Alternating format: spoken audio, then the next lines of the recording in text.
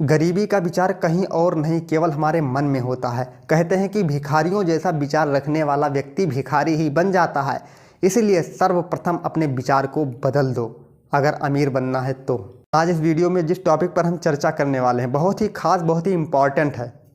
कौन सा टॉपिक है कि मैं ही गरीब क्यों हूँ, मैं ही असंतुष्ट क्यों हूँ अपने जीवन से। अरे बाकियों का जीवन तो अच्छा चल रहा है, उनके जीवन में देख रहे हैं सब कुछ सही चल रहा है। हमें लग रहा है ना कि बाकियों का जीवन सब कुछ चकाचक चल रहा है, केवल जो भी परेशानी दिक्कतें हमारे जीवन में हैं ऐसा आपको लग रहा है।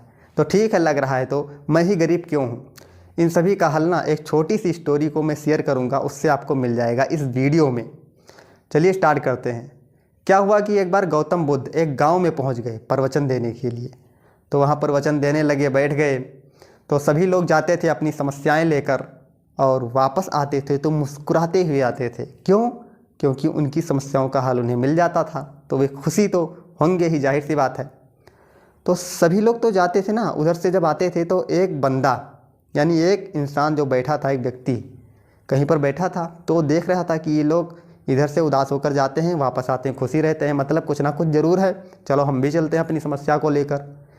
तो वह चल दिया, अब लाइन में लग गया। अब उसकी जब बारी आई तो गौतम बुद्ध से कहने लगा, मुझे केवल एक प्रश्न का उत्तर जानना है, मेरी यही एक समस्या है, इसको आप बता दीजिए। तो उन्होंने कहा, क्या समस्या है?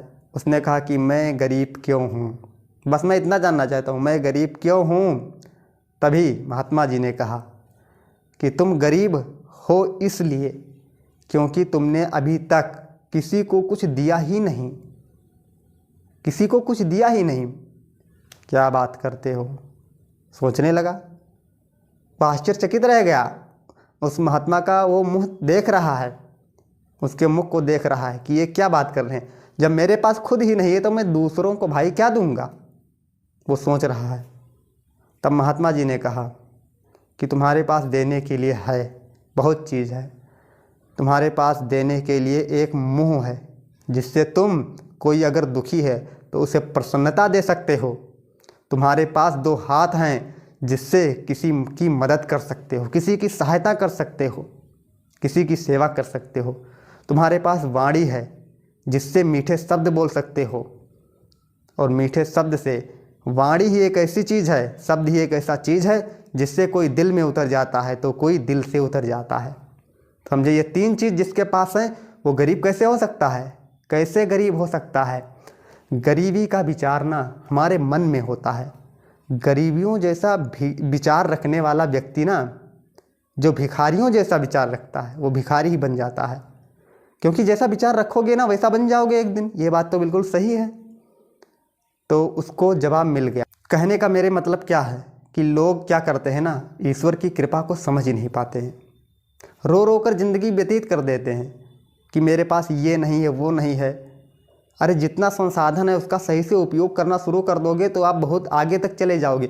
वे ईश्वर की कृपाओं को कभी ना समझ नहीं पाते, वे जीवन की महत्वता को कभी जानने की बात छोड़ो, जानने का प्रयास ही नहीं करते। सबसे बड़ी दिक्कत तो यही है, जानने का प्रयास। भाई जिसको नहीं आता गलती उसकी नहीं है, जो सीखता ही नहीं है गलती उसकी हो जाती है, सबसे बड़ी गलती। तो इन्हीं सब बातों को ध्यान में रखते हुए कबीरदास जी ने एक बहुत ही सुंदर लाइन कहा है। क्या कहा है कि सबके पल्ले लाल हैं सभी साहूकार, और गांठ खोल परखा नहीं यह विधि रहा कंगाल। तो फाइनली इस वीडियो का मैसेज आप लोगों को मिल चुका होगा कि मैं बताना क्या चाहता हूँ कि गरीब कोई नहीं होता भाई। मानसिकता को बदलोगे ना तो जीवन बदल जाएगा। तो फाइनली इस वीडियो को करते हैं यहीं पर समाप्त, और नेक्स्ट वीडियो में फिर मिलेंगे। तब तक के लिए जय हिंद, जय भारत।